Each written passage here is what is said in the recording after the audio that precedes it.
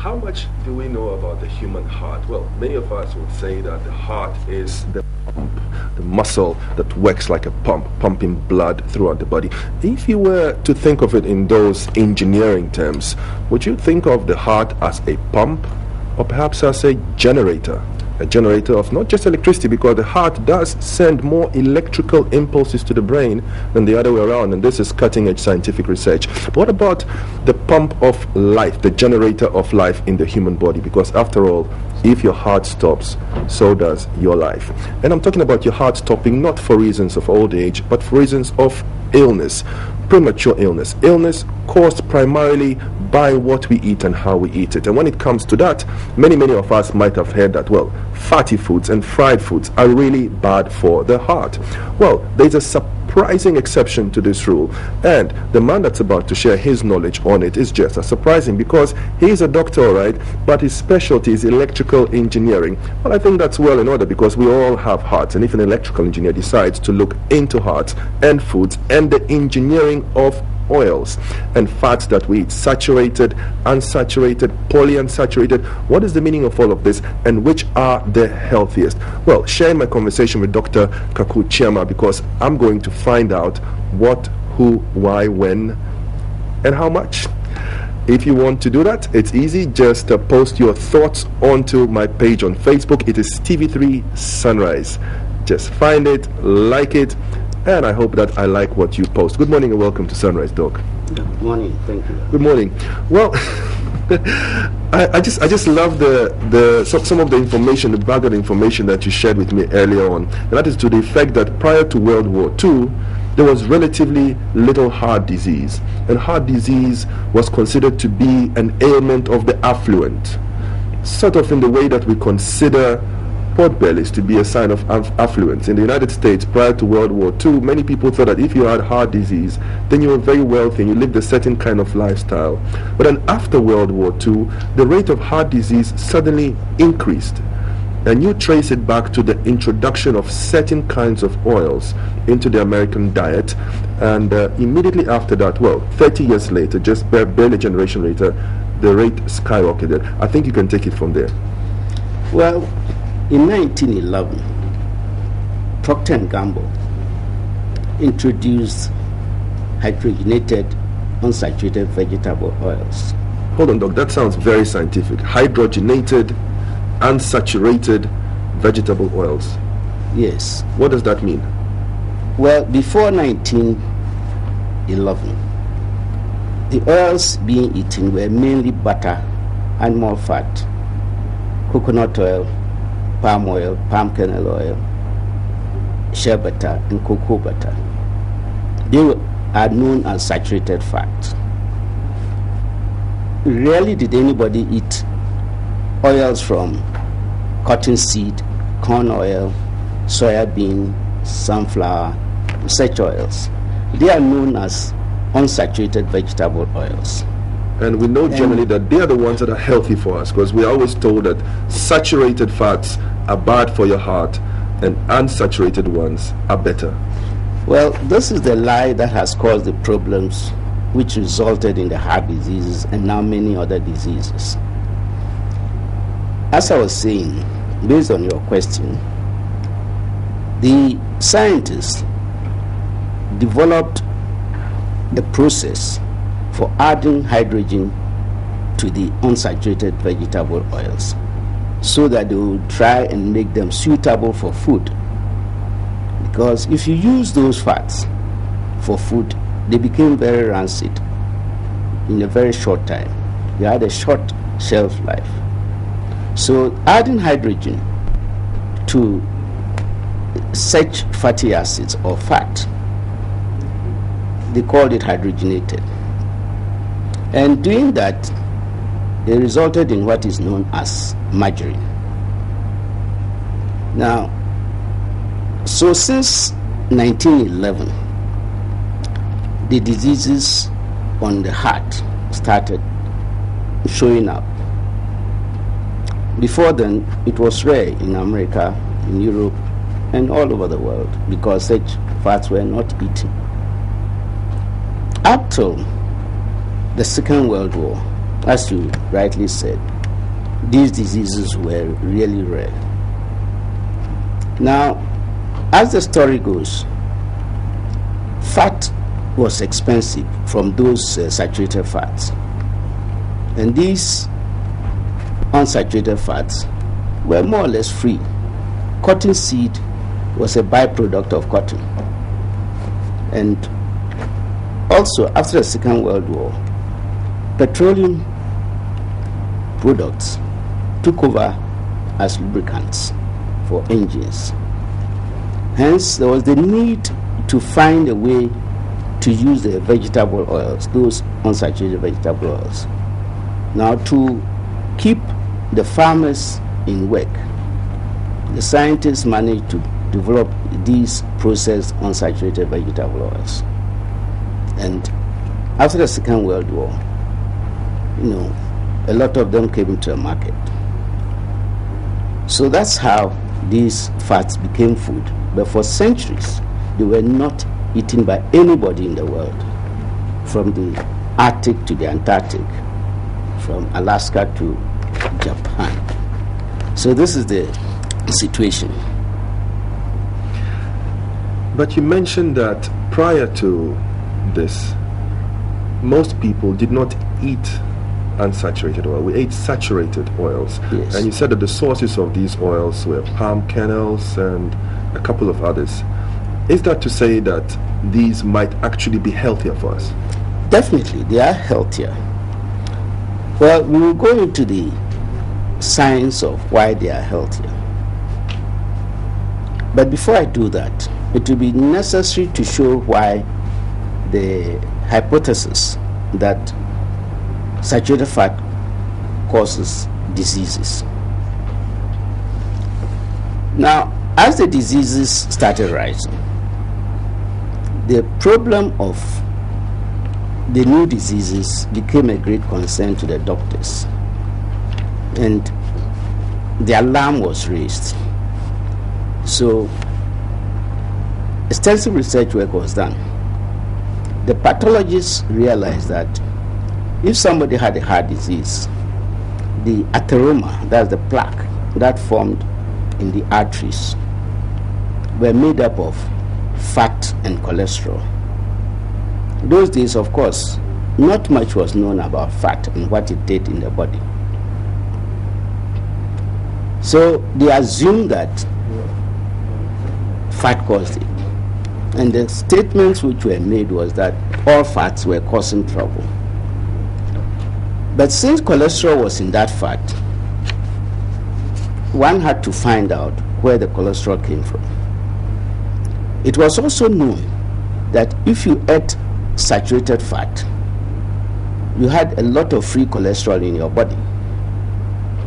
So it made logical sense at that time, this was in the 1950s, to say that saturated fat caused the cholesterol.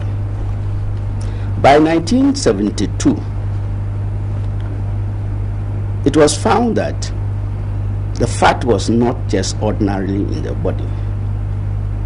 And the fat was a very important item, just like protein or carbohydrate. And so further work found that the fatty acids in the fat were being used to protect the cells. They were used in two ways. One, as a house for the cell to protect it. Protect it from invasion or from the internal components of the cell getting out. And also to protect it from the leakage of electrical signals which go through the cells. It is also found that some of the fat was inside the cell. Thus, it is believed that that fat served as a lubrication for the movement of the proteins within the cells and the channels. So, one has to find out what this fat was doing. This is very advanced science, Doc. Most people, when we think about choosing an oil in the market or in the supermarket, I doubt, if we really consider advanced, molecular level biology and electric signal processing from the heart to the brain and so on and so forth. But one thing that you said I find really interesting, and that is that our acceptance, general acceptance of certain foods as being good for us is a result of a simple marketing strategy. Well, a simple marketing strategy, yes, but there's also a fundamental error that was made by concluding that because cholesterol was in the fat in the atheroma, and cholesterol was found in the body when a lot of cholesterol was found in the body when you ate saturated fat. That was the logical conclusion at that time. And you believe, as well as many others, that this is erroneous. This is basically a wrong decision. A wrong conclusion. In 1988, there has been a study going on since 1948 called the Framingham Heart Study. Because of the problems that the heart was facing, and a major organ like that in the body, there was the need to study. So a village called Framingham, which had very few people, I think 5,000 plus people, was used as a model for study. And the studies are still going on. In 1988, it was found that the cholesterol in the atheroma and the fat was not just a simple cholesterol and fat. So the pathological studies show that the fat in the atheroma was polyunsaturated fatty acids and cholesterol. So the decision was taken that those happened to have a low density. So it was called low density lipoprotein cholesterol. It's basically made up of cholesterol and polyunsaturated vegetable oils. And then they had to decide, so what was the ordinary cholesterol in the body? And that had a density higher than 1. So it was called high density lipoprotein cholesterol. So the low density lipoprotein cholesterol has a low density. And the main reason is that cholesterol is a heavy molecule, alcohol molecule. And the density is more than 1. But the fatty acids have a density less than 1. So if you add it to the cholesterol, the density becomes less than 1. That's why they call it low density. And there are very low density cholesterol. Now, so further work had to be done. And at the moment, it is very clear that it is the polyunsaturated fatty acids which are causing the problem. Now, sorry to interrupt you, but this makes me really worried, and it is for one very peculiar reason. I had the opportunity to speak to a commodity importer some time ago, and I said to him, how is business going? How's the market in Ghana? What goods are in demand? What goods are not in demand? He says, oil, cooking oil is always in demand. Definitely. He says, Ghanaians, he told me, sometimes when you go to the commodity import and processing sheds, you would think that we drink oil like water in Ghana. We import so much oil. We consume so much oil. So much of what we have on our tables daily is fried. Do we have a healthier alternative based on the scientific information and research that you've shared with me? Is there an option for us? Yes. Actually, oil is very, very important. Without oil, you'll be sick. In the 5th century, a Catholic priest decided not to eat oil at all. He was eating only vegetables. And after 5 years, he became so weak and had scabies and sores all over the body. So he started adding oil, saturated fat for that month. And within a year, was happy. He was back to health. Was back to good health and lived another 45 years. So what option do we have in Ghana that would be both healthy in terms of its nutritional value for the heart and also healthy for our pockets? Well, we import a lot of oil. Actually, we import about $150,000 of oil to this country. A lot of them could be very bad oil. I don't think we eat much oil in this country. China, for example, eats 20 million tons of oil a year.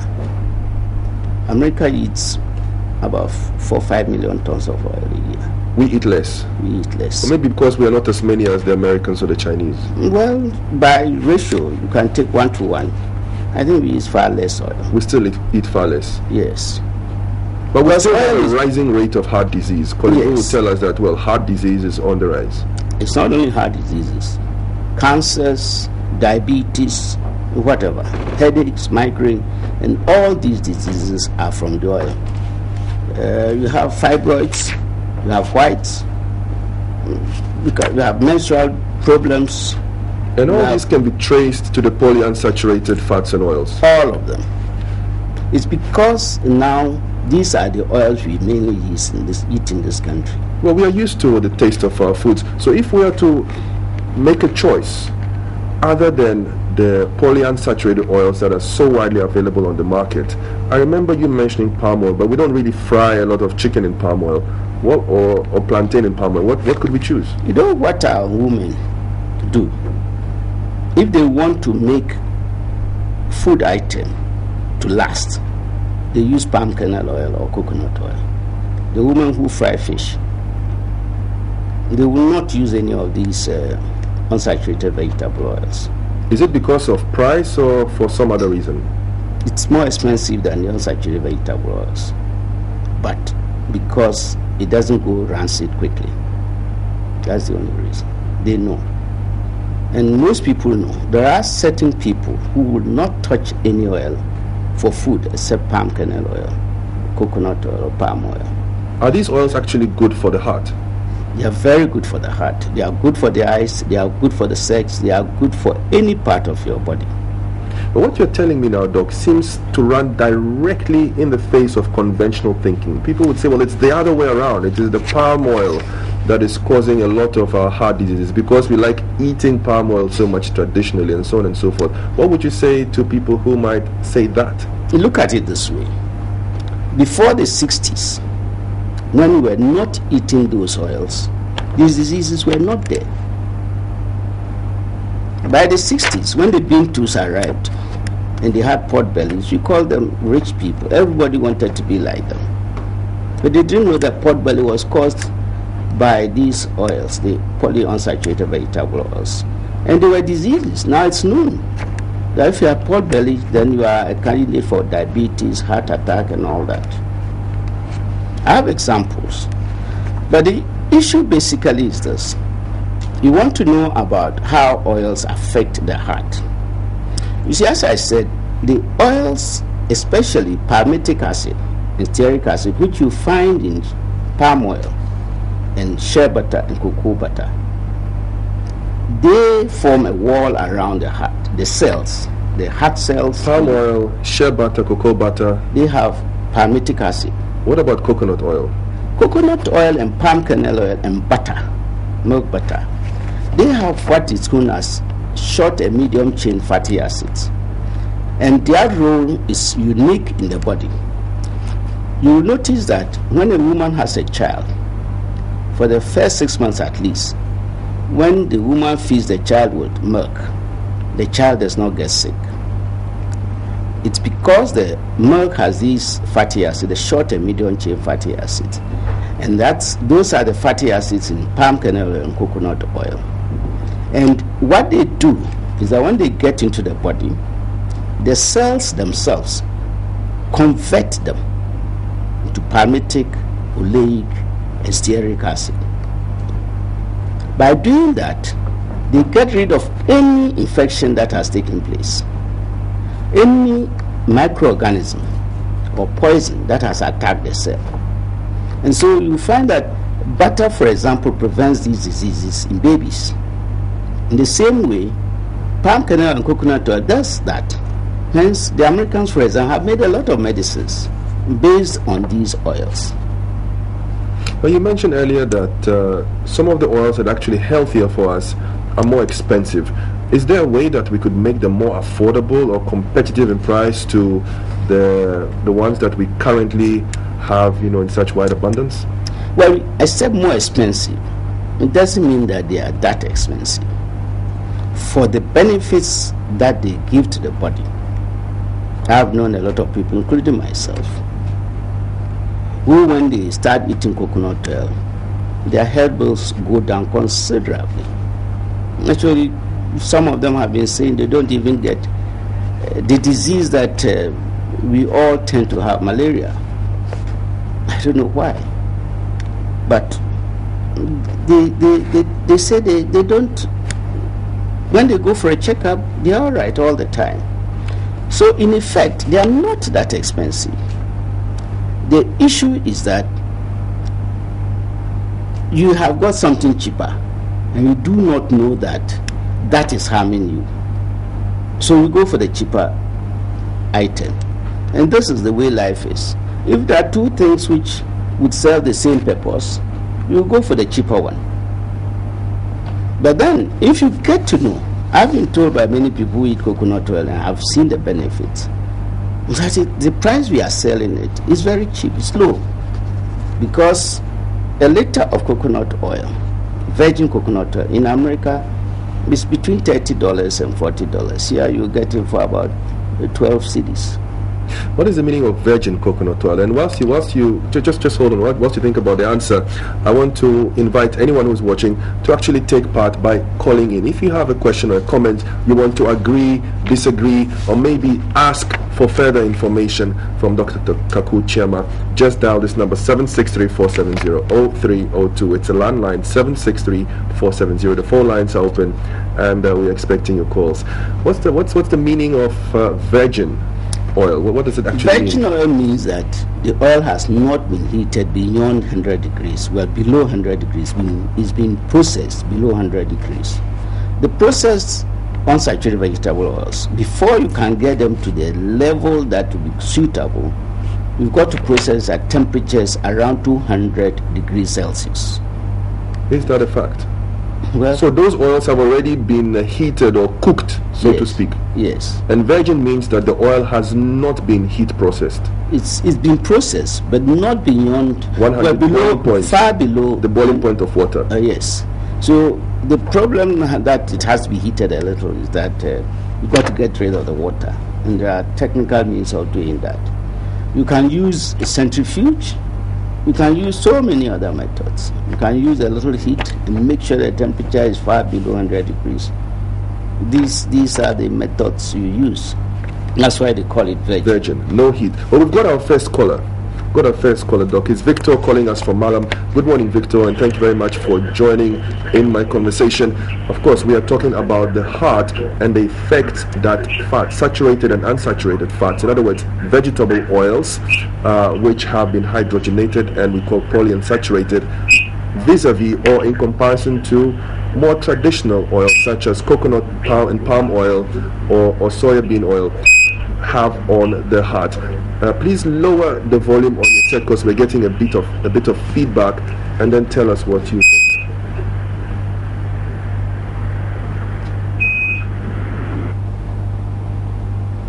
Good morning. Good morning. Hello. Hello. Good morning. You're on air. I can hear you. Hello. Hello. Okay, I don't think we can blame saturated or unsaturated fats on that one, can we, Doc? Well, maybe he doesn't need the right term. That's why the telephone went off.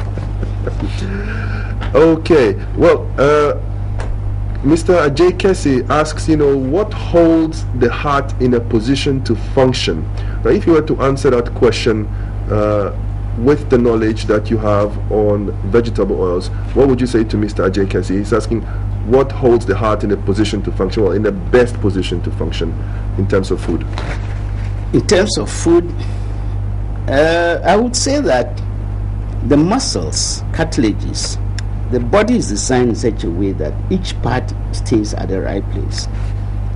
The ability to stay there is you have very good healthy cells.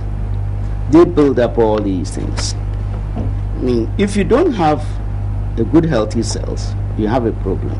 You can have a good healthy cell if you have got the right fatty acids as their cell wall and the right fatty acids inside the cell as a lubricant. Then, of course, the proteins come in, which do the transportation of these minerals and micronutrients. The carbohydrate gives you energy. So if you look at it from the normal engineering point of view, in any equipment, the various components stay at what they are, and they are held together in a certain way so that they stay there and do the work they are supposed to do. But in doing that, you must make sure that they are properly lubricated and they are properly protected. And as I said, some of the oil serves as insulator and conductor around the cells. So they help, like your mobile phone, for the various parts to stay where they are. Interesting. And basically, in simple language, this is, eat more virgin palm and coconut and perhaps, shea oils, right? Yes, and butter. And butter. Okay, well, I've got Lucky from Adenta. If you want to join in, just dial 763470. Okay, I've lost Lucky. I'm talking to Roland. I'm from Kumasi. Hello? Hello, Roland. Hello? Hello, Roland. Good morning. Yeah, my question is, I wanted to know about, he was talking a lot of the oil, but I wanted to know about granite oil. How important it is to. Nice. Granite oil, Doc. Granite oil has a unique role in the theory about oil. Granite oil, most people who get diseases will not touch it. It tastes good. It's nice to eat or use it as food. But unfortunately, it has a high level of polyunsaturated fatty acids, though it has also a high level of saturated fatty acids. So if you do not balance it well in your food, you could get problems. I have tested it on myself. I know people who have asthma. If they eat coconut oil, the attacks go down considerably. Actually, they won't have attacks for years. But immediately they eat granite oil, they get cold or they get an attack somehow. When I heard of this, I tested it on myself. So maybe one full day I won't eat anything but granules and some carbohydrates. And I realized that it's not that good. I find it difficult to say it's not because I like granules. The fact is there. It has polyunsaturated fatty acids, and when you have an oil with more than 20% polyunsaturated fatty acids, you start getting problems. Interesting. Well, we've got a caller from Tema. Anaya is joining us. Good morning, and welcome to Sunrise. Good morning, sir. Good morning, Anaya. Good morning. Good morning. Okay, I'm Nanaya Okutren Cancer. I know doctor very well, and I've tried the vinegar oil. Yes, go on. And I've been with him in Fianza Oil Mills. And he knows me at his campaign. And the oil is very good. I advise the Ghanaian that we should go on that local product. It's more better than any healthy oil that they import. That is my contribution that I'll add to it. Thank you very much, Nayal. Does this actually hold economic prospect for us? Well, I think it was predicted in 2001, or actually before 2001, that the oil that the 20th, first century, that people will be eating is coconut oil. The current problem for tropical saturated fatty acids or fats in coconut oil is because the WHO says that people should not eat saturated fat. And I've read most of their documents. I've actually written a letter to them. They accepted the points I raised, but they said that's their decision. And also, the other point is that the American Senate made a law in 1988 that any oil that contains more than 20% saturated fatty acids should not be used officially. So that's another problem.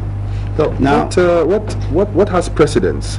Because you mentioned the Senate and you mentioned the World Health Organization. So the Senate makes decisions that are politically favorable to the economy and, well, the well-being of the people of the United States. The World Health Organization is presumably proactively involved in promoting health amongst people all over the world.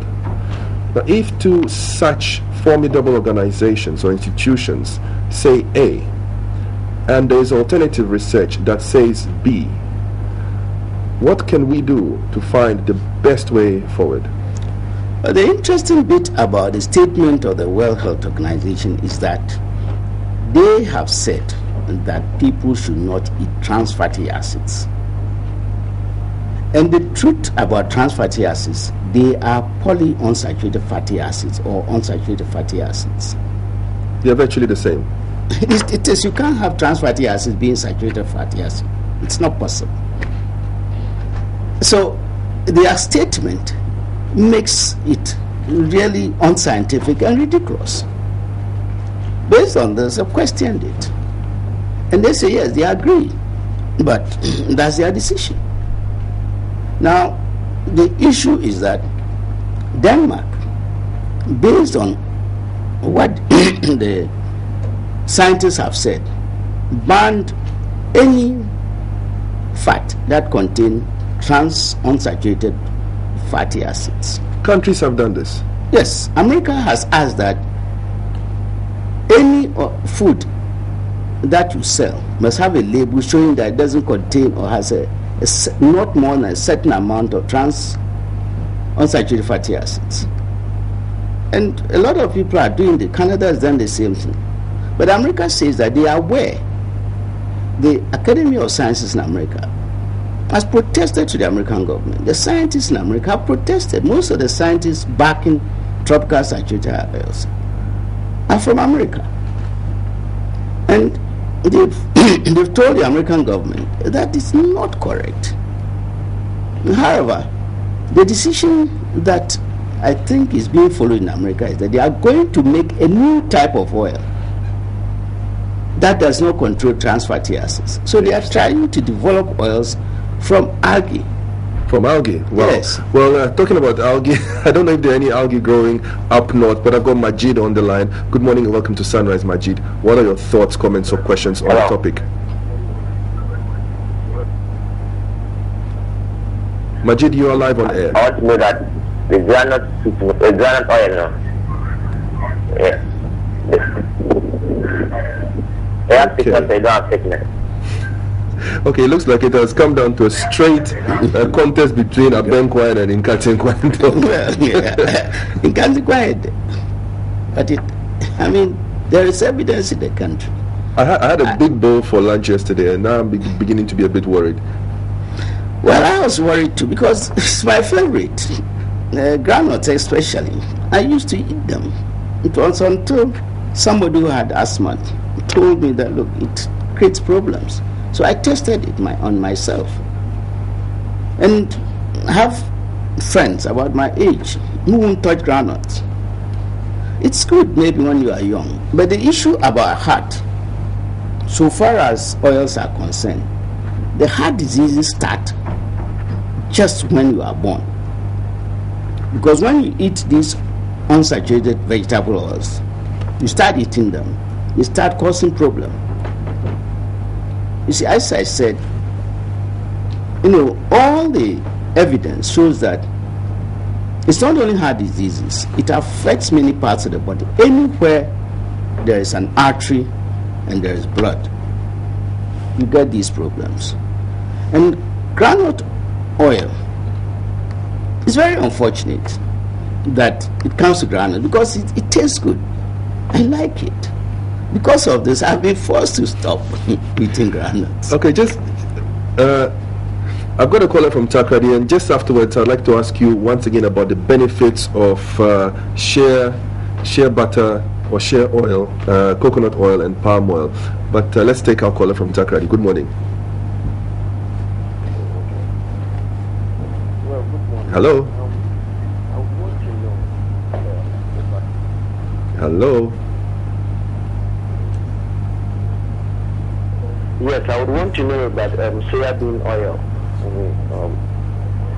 Sorry, I didn't quite hear that. Can you say that again? What it also does, to the body. I would want to know about soybean oil. You want to know about soya beans? Is soya beans on our list of healthy choices, Doc? Soybean is the first oil you should actually cancel from your Avoid. list. Soybean. So you would say stay away from soybean oil, stay away from corn oil. from corn oil, Stay away from rapeseed oil, that's canola oil. canola oil, Stay away from sunflower oil. Stay away from peanut butter, granite oil. That one. What about olive oil? Olive oil is very good. Olive oil is good. Yes, it doesn't have polyunsaturated fatty acids in it. Okay, so look for virgin oils to start with, and if you can, keep your choices limited to shea, coconut, palm, olive, Palm kernel. and palm kernel. Okay, palm Some kernel. butter. And butter, Yes. natural butter, Natural virgin. natural virgin, organic butter. Organic butter. Organic butter. So you're saying that we should eat more organic, eat more local, and therefore eat healthier. But back to the question of how good it would be for our economy and how much investment it would take from us in terms of generating capacity to actually process this for ourselves and perhaps export it. What are your thoughts on that? The potential for export is huge because Europe is taking a lot of it. The Middle East has started taking a lot of palm oil. China started using palm oil for their biscuits. Malaysia is cashing in. They've started growing coconut. I think they've grown about 100,000 hectares of coconuts now just because of this.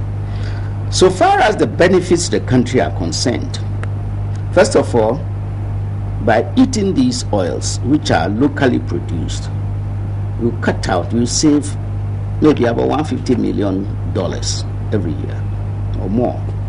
Two, you'll be able to get countries like Mali, all the countries around us, even in Africa, many parts of Africa, will be taking these oils, and the potential for the export will be great.